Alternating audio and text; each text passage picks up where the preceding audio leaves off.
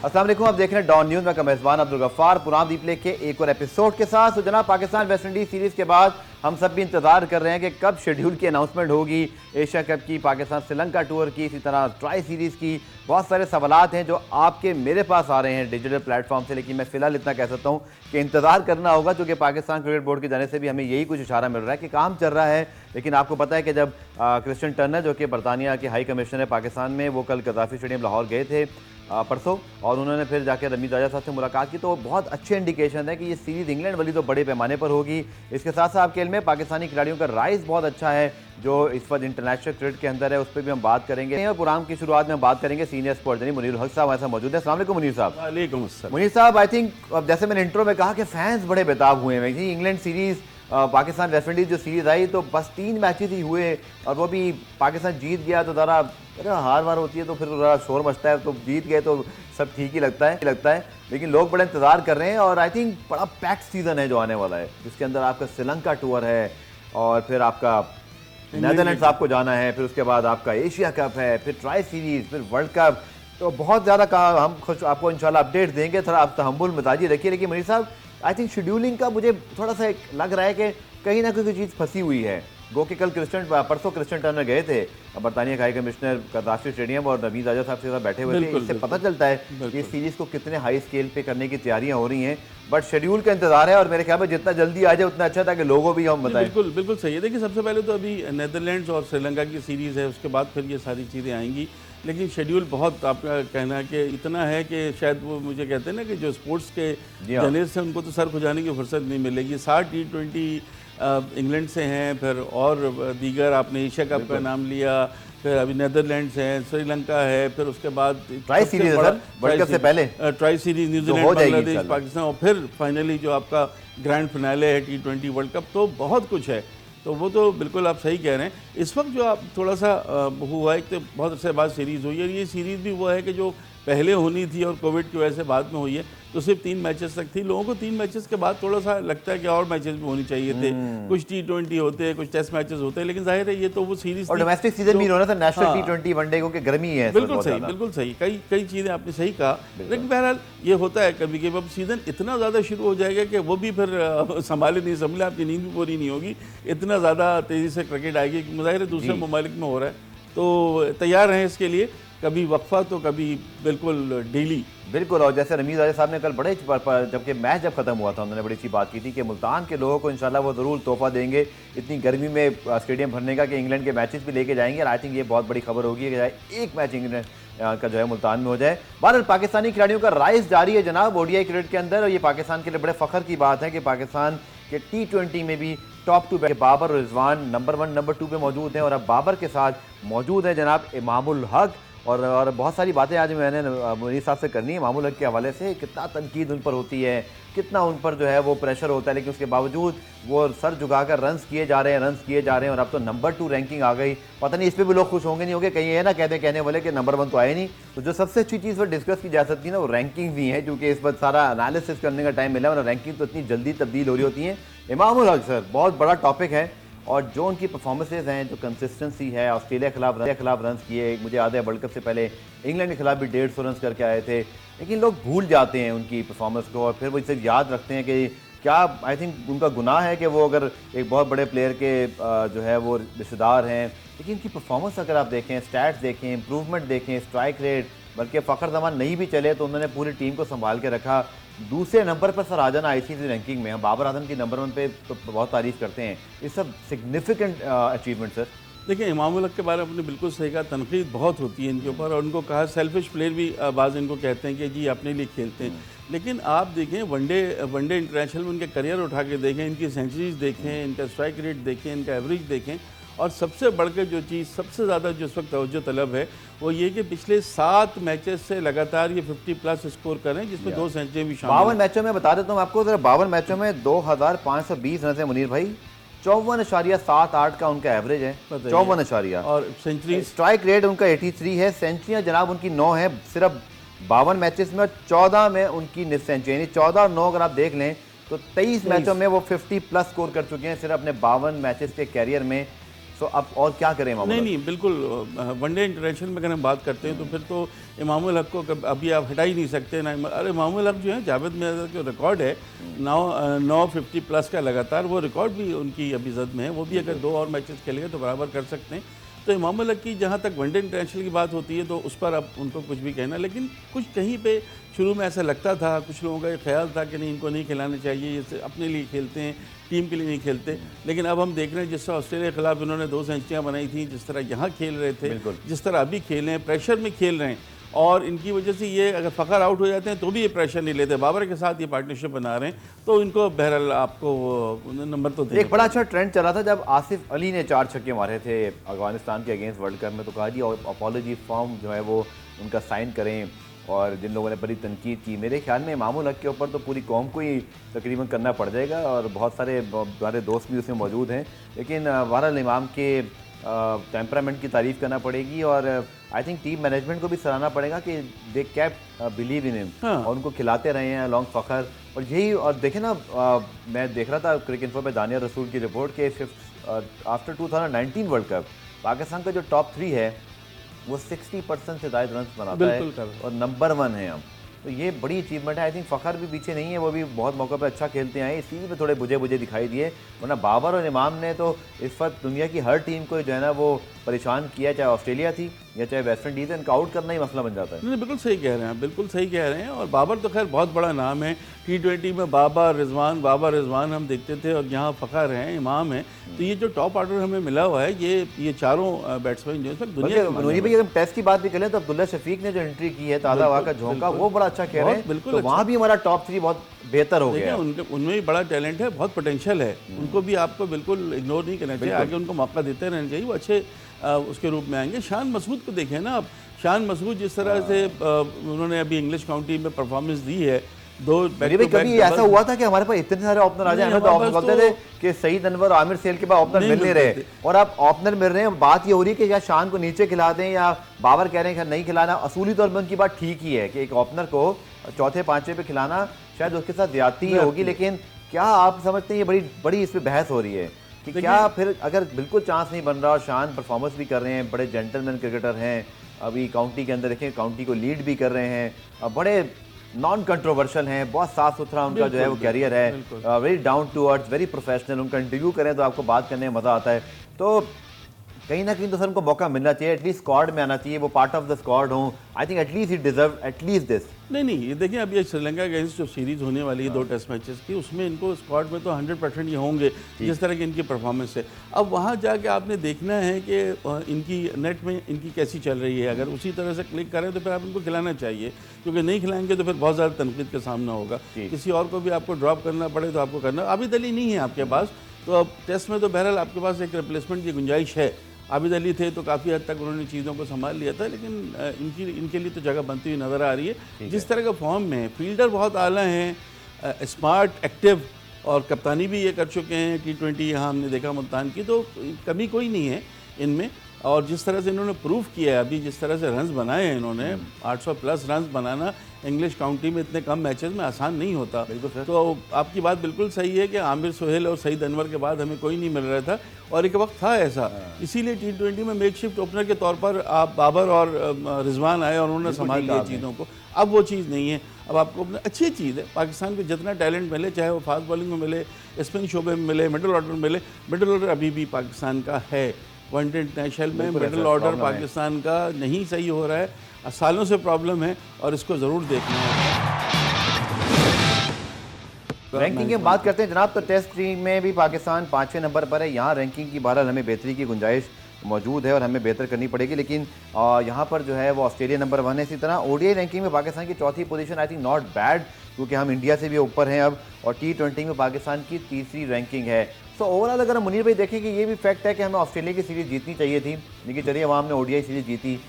Test matches भी हम बेहतर प्लानिंग के साथ खेल सकते थे, थोड़ा डरे हम दिखाई दिए वहाँ पर, लेकिन 5, 4 और 3 एटलीस्ट अगर टेस्ट रैंकिंग हमारी टॉप 4 में आ जाए तो I think as a cricket board या as a cricketing nation I think we are very decent place. आप समझते हैं ऐसा ठीक है? नहीं देखिए, थोड़ा सा जो पिछले मैचेस हुए उसको देखें तो हमें बेहतर लगता है, लेकिन पाकिस्तान T20 में 2.5 साल नंबर 1 रहा है। हम वर्ल्ड टेस्ट क्रिकेट में भी हम नंबर 1 रैंकिंग ले चुके हैं। ओडीआई में बहरहाल हमेशा हमको इतनी अच्छी हमारी परफॉर्मेंस नहीं रहती, और मेरा ख्याल है पाकिस्तान की जो इंटरनेशनल तीनों टीमें हैं, T20, टेस्ट और वनडे की बात करें तो वनडे की सबसे कमज़ोर हमें टीम नज़र आती है, जिस पर एतमाद इतना ज़्यादा नहीं होता। बाबर पे आपको वहाँ पे भी पूरा करना पड़ता। 50 ओवर के मैच में रिजवान भी अक्सर हमें देखते हैं कि वनडे में नहीं चल पाते हैं, तो ये चीज़ें ज़रा देखने की ज़रूरत है। ठीक है, पिछले अगर आप देखें उस हिसाब से तो इम्प्रूवमेंट आ रही है, लेकिन पाकिस्तान का अभी भी बहुत कुछ अचीव करना है, और पाकिस्तान को अभी भी वो पोजीशन नहीं मिली है जो पोजीशन वो माजी में। बैटिंग में तो बहुत बेहतर है, कि रैंकिंग में एक चीज़ जो हमें नज़र आ रही है, अगर आप टेस्ट की रैंकिंग देखें तो यहाँ पर पाकिस्तान के शाहीन शाह अफरीदी अकेले ही टॉप 10 में हैं। इसी तरह अगर हम बात करते हैं ओडीआई की, तो यहाँ भी आपको जो है वो सिर्फ शाहीन शाह अफरीदी ही नज़र आएंगे। और अगर हम T20 की बात कर लेते हैं तो यहाँ भी बॉलर्स रैंकिंग में आपको टॉप 10 में कोई पाकिस्तानी दिखाई ही नहीं देता। तो बॉलर्स में सर हम बात तो बहुत करते थे, कुछ उलट हो रहा है हमारी बैटिंग में। आप देखें कि बहुत कम ही ऐसा हुआ था कि टॉप 2 बैट्समैन ओडीआई और T20 में और दुनिया के बड़े बड़े बैट्समैन के होते हुए, यानी स्टीव स्मिथ की बात करें, आप जो रूट की बात करें, इसी तरह आप T20 में विराट कोहली, रोहित शर्मा की बात करें। बॉलिंग में सर आपको लग रहा है कि शाहीन शाह अफरीदी पे हम यही बात कर रहे थे पिछले दिनों कि नया बॉल का पार्टनर उनका उनके मेयार का होना चाहिए, और फिर हसन अली की फॉर्म कुछ इतनी अच्छी नहीं रही, हालांकि वो टेस्ट में विकेटें लेते रहे हैं। तो बॉलिंग में सर हमें कोई लॉन्ग टर्म प्लानिंग चाहिए, जो टॉप 10 में सिर्फ शाहीन का होना इस अलार्मिंग साइन। देखिए, शाहीन तो नेचुरल एबिलिटी है ना, वो तो अब निकल गए हैं, उनका तो सबको मानना है कि पाकिस्तान के नंबर 1 बॉलर हैं, दुनिया के बेहतरीन बॉलर, इसमें तो कोई शक नहीं है। उनके बाद अगर आप हसन अली की बात करते हो तो हसन अली इंग्लिश काउंटी में अच्छी परफॉर्मेंस दे रहे थे, यहाँ आए वनडे में नहीं चल सके, उनको ड्रॉप भी किया गया। आपका जो अब बॉलर जिनको ग्रूम करना है ना, उसमें आपका शाहनवाज धानी भी हैं, आपके पास मोहम्मद वसीम जूनियर भी हैं, फिर आपको 2 हमें नज़र आए थे, जमान और एक और इरशाद, सलमान इरशाद और जमान, ये 4-5 बुलाया इनको, लेकिन खिलाया नहीं, फिर नहीं खिलाया नहीं। लेकिन इनको अभी हमारे लिए किस लिए एनसीए यार, इनको खिलाएं, इनको आगे दें, इन्हीं के साथ आपने आगे चलना है, और यहीं से कोई नेवल बदल मिलेगा या पार्टनर मिलेगा जिसकी आप बात करते हैं शाहीन शाह अफरीदी का। लेकिन शाहीन शाह अफरीदी जैसे बॉलर जो है ना, नेचुरल एबिलिटी वाली चीज़ है, इनकी हाइट देख लें, इनका उसका भी एडवांटेज इनको मिलता है, फिटनेस इनकी देख लें, प्रॉपर स्टार है, वो प्रॉपर स्टार है, इसमें कोई शक नहीं है। लेकिन दूसरे जो हैं बॉलर आपको हर जगह नंबर 1 तो नहीं मिलेगा, लेकिन आपको अपना मैनेज करना पड़ेगा। आपके पास 3 फास्ट बॉलर कम से कम बिल्कुल ऐसे होने चाहिए जिनको आपको कोई शक नहीं होने चाहिए। अभी हमें नहीं पता चलता कि हम हसन अली को खिलाएंगे कि हारिस रऊफ को खिलाएंगे, या हमें वसीम जूनियर या धानी के साथ जाना पड़ेगा। तो इस पर ज़रा तवज्जो देने की ज़रूरत है कि अदर देन अफरीदी भी हमें कोई टॉप 10 में बॉलर नज़र आएँ। और राउंडर्स की भी आखिर में बात करते हैं, जो कि ये कैटेगरी आईसीसी की रैंकिंग में आखिरी नंबर पर होती है। और मज़े की बात है कि इमाद वसीम सिर्फ मौजूद हैं ओडीआई के अंदर, मैं बाकी रैंकिंग भी निकाल लेता हूँ तो हम इमाद वसीम को खिलाते नहीं है। T20 की रैंकिंग में मुझे याद नहीं है, मैं भी उस सर्च करके देख लेता हूँ, तो यहाँ भी पाकिस्तान का कोई ऑलराउंडर है कोई नहीं।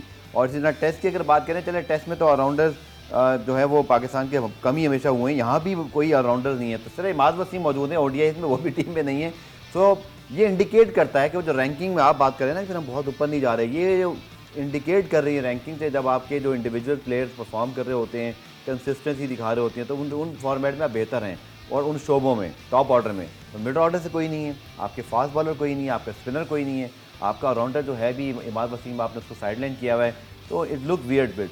नहीं देखिए, मोहम्मद नवाज़ के आने के बाद थोड़ा सा पीछे चले गए हैं इमाद वसीम, ये तो हम सब जान रहे हैं कि वो परफॉर्मेंस ज़्यादा अच्छी नवाज़ कर रही है। शादाब ने जिस तरह बैटिंग की है उसको भी थोड़ा बहुत, अब बॉलर तो बहुत अच्छे हैं उसमें नहीं। फिर खुशदिल शाह, इफ्तिखार अहमद, ये चारों को प्रॉपर ऑलराउंडर के रूप में अगर हम बिल्कुल। खुशदिल शाह से हमने बॉलिंग क्यों नहीं करवाई ज़्यादा इस सीरीज़ में? आई डोंट नो, मेरे ख्याल है बाबर को शायद ज़रूरत महसूस नहीं हुई, क्योंकि उनको ऐसा लगा कि जो दूसरे बॉलर्स हैं वो रखा हुआ उनको, उनसे बॉलिंग करा सकते हैं। लेकिन बाज़ दफ़ा होता है कि बॉलर सही चल रहे हैं तो अपना चल रहे हैं, और कोई ऐसा इशू नहीं, कोई इंजरी का या कोई इशू नहीं था उनका खैर कप्तान ने ट्राई नहीं किया, लेकिन उनको ट्राई करना चाहिए था। नवाज़ असल में नवाज़ शादाब को देखें ना, आखिरी मैच में क्या फॉर्म थे उनकी, 86 रन। लोग ये भी बात करते हैं और आप भी शायद इस पर एग्री करेंगे कि ये कोई बहुत बड़ी टीम नहीं थी ना, बहुत कोई चैलेंजिंग कंडीशंस थी यहाँ पर। तो हमारे स्पिनर्स चल गए। प्रॉब्लम ये है कि फिर जब ये बाहर जाते हैं या आउटसाइड एशिया या फिर दुनिया में कहीं और, तो फिर वहाँ पे भी हमारा पास कोई ऑप्शन होता ही नहीं। शायद आप बहुत इंजर्ड रहे हैं, नवाज़ तो टीम से ही बाहर थे, आप वापस आए हैं, जाहिद महमूद को हम चांस नहीं दे रहे, इमाद वसीम को हमने बाहर कर दिया है, उस्मान कादिर को हम T20 के अलावा खिलाते नहीं, वो भी सेकंड चॉइस होते हैं। सभी इम्तिहान तो सर बाकी हैं। इम्तहान तो बिल्कुल बाकी है। उस्मान खादिर को आपको अब टेस्ट में भी ट्राई करना चाहिए, इस तरह से चीज़ें नहीं चलेंगी। टैग क्यों लगा देते हैं हम, जैसे कि जाहिद महमूद को हमने T20 खिला के फिर कोई और फॉर्मेट खिलाया नहीं, उस्मान कादिर T20 में वेरिएशन दिखा रहे हैं, बट हम आजमाने को तैयार नहीं। आपको याद होगा, मुझे नाम याद नहीं आ रहा, ऑस्ट्रेलिया के जो बॉलर यहाँ पे डेब्यू कर गया, यहाँ पे सिम्पसन नाम था शायद उनका, उनको उन्होंने खिला दिया। हाँ, सिम्पसन। हम नहीं खिलाते, हम जो है वो मिचेल स्वेप्सन, हम जो है वो क्यों हम इस तरह के डिसीजन नहीं लेते कि बस हम खुद टैग लगा देते हैं। यही इरफान मसूद के साथ भी किया हमने। मेरा ख्याल है थोड़ा सा हमने इस सीरीज में डिसीजन ले भी लिए थे कि एक दो प्लेयर हमने हारिस को खिला लिया या शाहनवाज धानी को कैप दे दी, वरना अदरवाइज तो हम ये भी नहीं करते। बेहतरी थी इस, हाँ, वो तो हम ये भी नहीं करते थे। वो तो चले हारिस को उन्होंने मौका दिया, उसको कोशिश की, लेकिन आपने एक दफ़ा मैं आपको सुन रहा था, आपने बिल्कुल सही कहा था कि हारिस टॉप ऑर्डर के प्लेयर हैं, जिनको इतना नीचे खिलाया जाएगा तो वही वाली बात हुई ना, ओपनर को अगर आप चौथे पाँचवें नंबर पर खिलाएंगे। क्या आखिरी मैच में अगर रिजवान नहीं कीपिंग नहीं करनी थी तो रिजवान रेस्ट नहीं कर सकते थे? ये हमारे कल्चर का प्रॉब्लम क्यों है? मैं किसी पे इंडिविजुअली बात नहीं कर रहा, अगर आपने कीपिंग ही हारिस से करानी थी तो टॉप ऑर्डर में भी उनको खिला लेते, थोड़ा ऊपर भेज देते, बट अब इस तरह के चांस देने और ना देने का फ़र्क समझ नहीं आता। नहीं, बिल्कुल नहीं समझ में आता। आपने बिल्कुल सही कहा, जब विकेट कीपिंग कर रहे थे तो आप उनकी जगह किसी दूसरे को ला सकते थे। आपने दोनों फास्ट बॉलर को भी रेस्ट कराया है ना, आपने शाहीन शाह अफरीदी, हारिस रऊफ दोनों को रेस्ट करा दिया और शाहनवाज धानी को आपने वो दे दिए, कैप दे दी। तो वो चीज़ करनी चाहिए थी इनको, रिजवान रेस्ट कर लेते, उनकी जगह कोई दूसरा खेल लेता तो ज़्यादा अच्छा तखार आ सकते थे, कोई और प्लेयर आ सकता था, उनको भी मौका। बिल्कुल देखिए, किसी को रूल आउट नहीं करने चाहिए, हम बिल्कुल हटा देते हैं। अब हमने हटा दिया तो फिर एकदम से फिर चीज़ें फिर उसको प्रूव करना पड़ता है डोमेस्टिक में या दूसरे मैचेस में, ताकि वो सामने आ सके, क्योंकि बिल्कुल जब आप हटा देते हैं तो दूसरे आ जाते हैं। अभी आपके पास T20 में जो 4 बॉलर मुझे नज़र आ रहे हैं, बॉलर कम बैटर, जो ऑलराउंडर कैटेगरी में आ सकते हैं, मेहनत करने की ज़रूरत है। शादाब ऑलरेडी हम एक मैच में देख चुके हैं, लेकिन ये कंसिस्टेंट नहीं है, ये अक्सर आउट भी हो जाते हैं। नवाज़ की बैटिंग बहुत अच्छी है, इसको देखने की ज़रूरत है, फील्डिंग भी इनकी अच्छी है।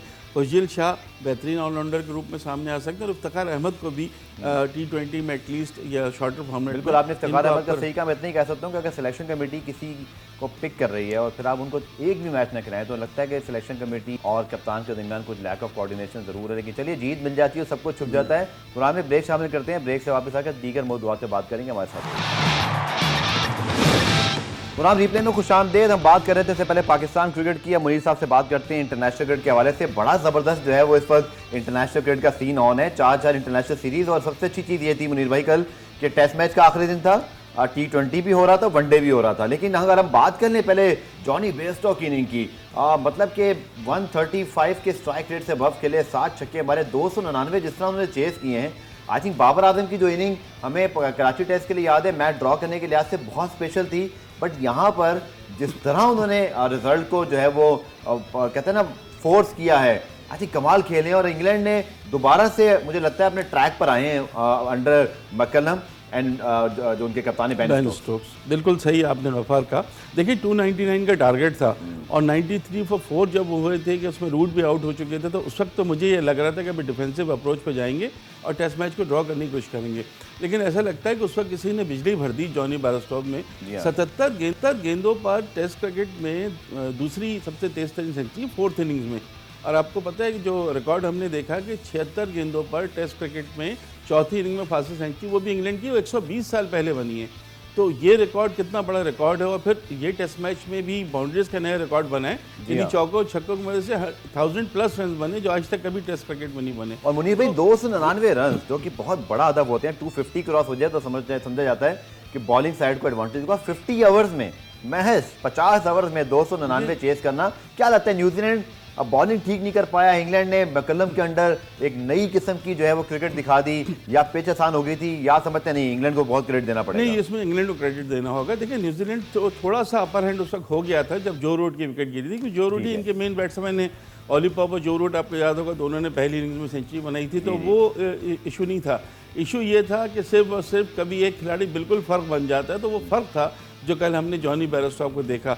92 बॉल्स पर 136, 14 चौके, 7 छक्के। ये तो T20 में इस तरह से इनिंग्स होती है, तो टेस्ट क्रिकेट में तो मुझे भी मुझे हमने बात की थी जब अपॉइंटमेंट हुई थी ब्रेंडन मैकलम की, तो हम सब ये बात कर रहे थे कि एक ऐसे खिलाड़ी जिनके ठीक है 100 टेस्ट मैच थे, लेकिन वो ज़्यादा जाने जाते थे अपनी लिमिटेड ओवर परफॉर्मेंस की वजह से। तो इंग्लैंड का एक और मास्टर स्ट्रोक कि उन्होंने मुश्किल वक्त में, शायद यही हमें भी सीखने की ज़रूरत है, कभी अगर अल्लाह ना करे कि हमारी टीम डाउन हो, वो और अनयूजुअल स्टेप लेते हैं, वो डरते नहीं हैं, दे नेवर अफ्रेड।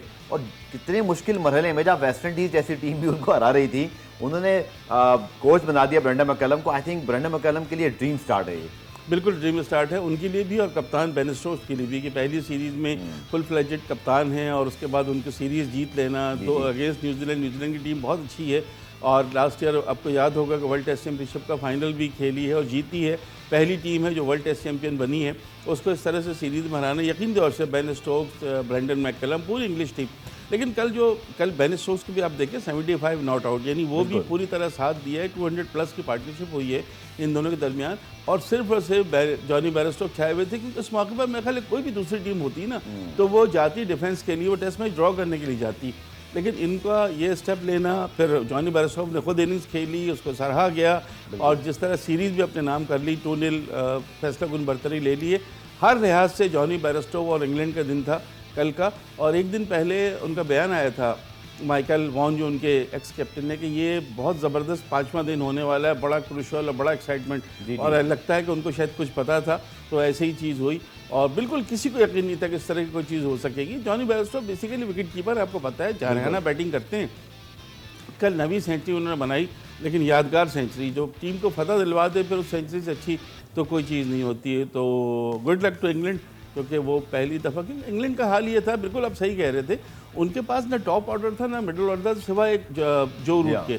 अब हम ये देख रहे हैं कि अब ओलीपॉप का बहाल हुआ है, जॉनी बेयरस्टोक्स खेल रहे हैं, दीगर प्लेयर्स हैं, तो अब कुछ बेहतर लग रहा है कि इंग्लैंड की टीम, आपने बिल्कुल सही कहा कि अब थोड़ा ट्रैक पर आ गई टेस्ट क्रिकेट के हवाले से। बिल्कुल। और साथ साथ जनाब 2 और इंटरनेशनल मैचेस कल हुए, उन पर बात कर लेते हैं। इंडिया ने भी कम बैक किया, लेकिन पहले ऑस्ट्रेलिया श्रीलंका मैच की बात करते हैं।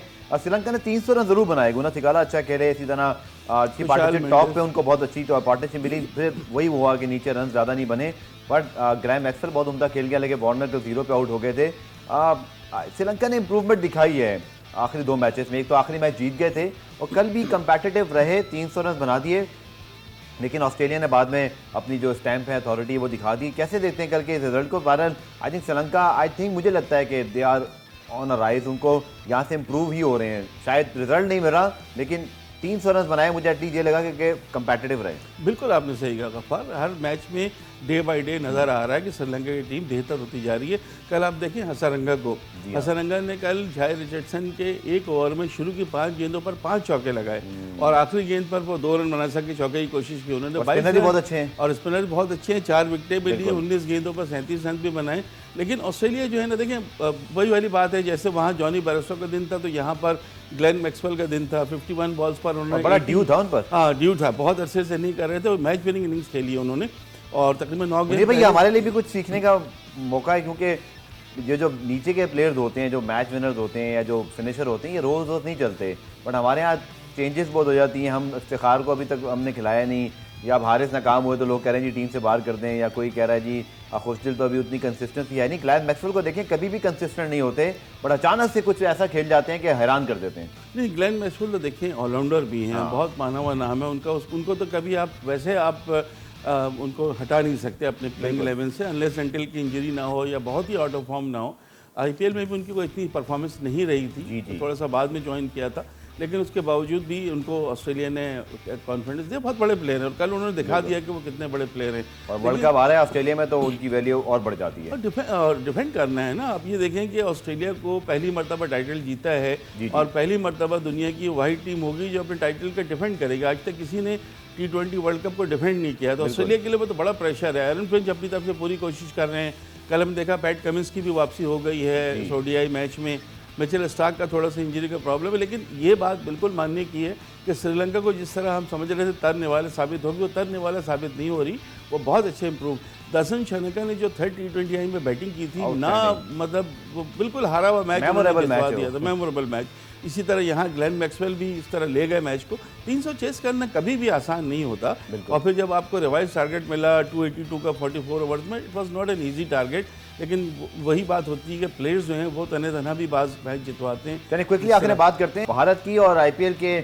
ऑब्वियसली बहुत बड़े बड़े नंबर, 57.5 करोड़, 30 करोड़ के डिजिटल राइट्स। लेकिन उंगलियां ये उठ रही थी, सवालात ये उठ रहे थे कि जो इनका IPL है वो कहीं सीरीज में हार जाए, लेकिन इस प्रेशर तले कल थोड़ा अच्छा खेल गए और बैटिंग भी नॉर्मल थी, लेकिन बॉलिंग आउटस्टैंडिंग कर गई। तो इंडिया ने कल अच्छी परफॉर्मेंस दिखाई और आई थिंक सुख का सांस लिया होगा BCCI ने कि उसी दिन लॉक हुए हैं सारे डिजिटल मीडिया राइट्स, तो बहुत बड़े बड़े नंबर।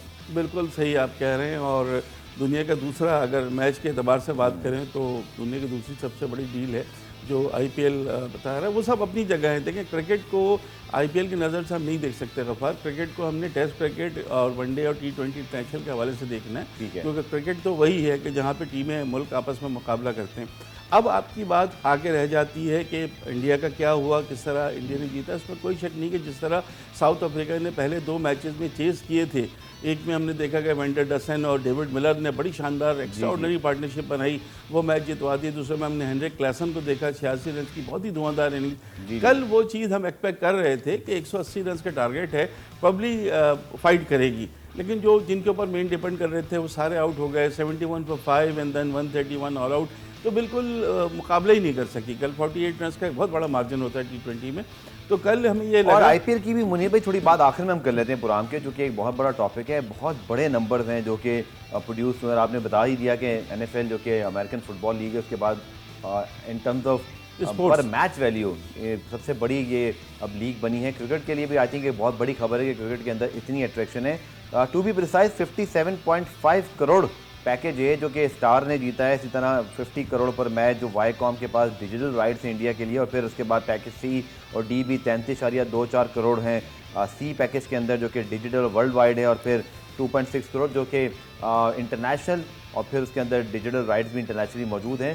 सो बहुत बहस हो रही है इस बारे में कि पैसा बहुत पहले ही आ गया था। आप क्या समझते हैं मुनीर भाई? वक्त बड़ी तेज़ी से तब्दील हो रहा है, मॉडर्न दौर है, डिजिटल राइट्स भी बहुत बिक रहे हैं। PCB को भी PSL के बहुत फायदे हुए जब डिजिटल राइट्स था, 167% तक भी राइट हुआ। क्या इससे इंटरनेशनल क्रिकेट को खतरा है फ्यूचर में जब इतना पैसे की रेल पे होगी?